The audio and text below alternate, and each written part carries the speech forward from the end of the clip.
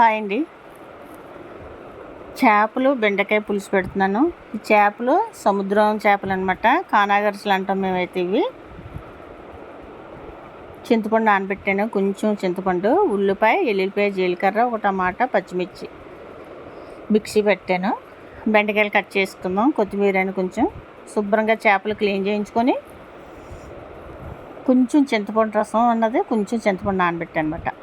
Oil పెట్టుకొని ఉల్లిపాయ paste వేసేసుకుంటున్నాం. ఎల్లుల్లిపాయ, జీలకర్ర, టమాటా, ఉల్లిపాయ, పచ్చిమిర్చి మొత్తం పేస్ట్ చేసాను అనమాట పులుసుకి. ఇది ఇనప బాండి అనమాట. ఇందులో పులుసులు పెట్టుకోకూడదు. ఇప్పుడు పులుసు పెట్టినా కానీ అందులో కూర వండేసాక వెంటనే గిన్నెలోకి తీసేసుకోవాలి. ఇందులోనే గ్రేవీలు, ఫ్రైలు అయితే బాగుంటాయి తప్ప పులుసు పెట్టుకుంటూ కూడదు, దిగిపోద్ది, కిల్లం దిగుద్ది కదా మనకి. అందుకని పులుసు వండిన వెంటనే గిన్నెలో తీసేస్తాను. ఇది ఎగిపోయింది కదా. బెండకాయలు, చేపలు వేసేద్దాం. ఇప్పుడు శుభ్రంగా క్లీన్ చేయించుకున్న చేపలు చూసారు ఎంత బాగున్నాయో. చాలా టేస్ట్గా ఉంటుంది పులుసు ఇది. చేపలన్నీ వేసేసి ఇప్పటి వరకు నా ఛానల్ ఎవరైనా చూస్తూ ఉంటే సబ్స్క్రైబ్ చేయకపోతే ప్లీజ్ సబ్స్క్రైబ్, షేర్ చేయండి, లైక్ చేయండి, వీలైతే చిన్న కామెంట్ పెట్టండి. నా వీడియోస్ ఎలా ఉన్నాయో చిన్న కామెంట్ పెట్టండి. ఒకసారి నా ప్రొఫైల్లోకి వెళ్ళి చూడండి. నా వీడియోస్ అన్నీ నచ్చితే కనుక లైక్ చేసి షేర్ చేయండి. చేపలన్నీ వేసేసుకొని చింతపండు పులుసు వడగట్టేసి ఉంచుకొని పక్కనే బెండకాయలు కూడా వేసేస్తున్నాను చూడండి. ఇదైతే ఖాళీగా గ్యాప్ బాగుంది కదా, అందుకని ఇందులో చేస్తున్నాను అనమాట. వండేసిన వెంటనే కూర ఉడికిపోయిన వెంటనే మన గిన్నెలోకి తీసేసుకోవాలి. ఒక ఉప్పు, కారం, పసుపు, వెల్లుల్లిపాయ, జీలకర్ర మాత్రమే వేస్తున్నాను. ధనియాల పొడి కానీ ఏమి వేయట్లేదు. ఇంకా వెల్లుల్లిపాయ, జీలకర్ర వేసి పేస్ట్ చేస్తాను కదా ఫ్రెష్ది. కొంచెం కొత్తిమీర, కొంచెం సాల్ట్,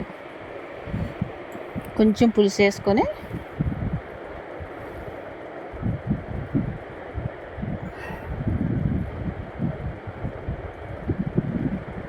నా వీడియోస్ ఒకసారి చూడండి. నచ్చితే లైక్ చేయండి. చింతపండు పులుసు కొంచెం వేసాను. ఒక గ్లాస్ వాటర్ వేసుకుందాం. చక్కగా ఉంది కదా ఇది, చాలా టేస్ట్గా ఉంటుంది. కొంచెం కారం ఎక్కువ వేసుకోవాలి, కొంచెం స్పైసీగా ఉంటే బాగుంటుంది కదా పులుసు. గ్లాస్ వాటర్ వేసాను. కొంచెం దగ్గరికి అయ్యాక ఉడికిపోయాక స్టవ్ ఆఫ్ చేసుకోవడమే. ఇప్పుడంటే స్టార్టింగ్ ఇప్పుడే చేపలు వేసిన మనం కలిపిన గరిటె పెట్టిన తర్వాత ఈడిపోకుండా జాయిగా కలుపుకోవాలన్నమాట.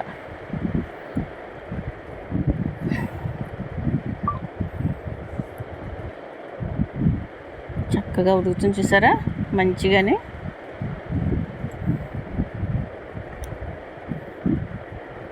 చాలా బాగుంటుంది పులుసు చూసారా, మంచి కలర్ఫుల్గా ఉంది కదా చేపలు. కొంచెం కొత్తిమీర, ఉప్పు చూసేసుకొని సాలపత్తి కొంచెం ఉప్పు వేసుకుందాం, సాల్ట్, కొంచెం కొత్తిమీర వేసుకొని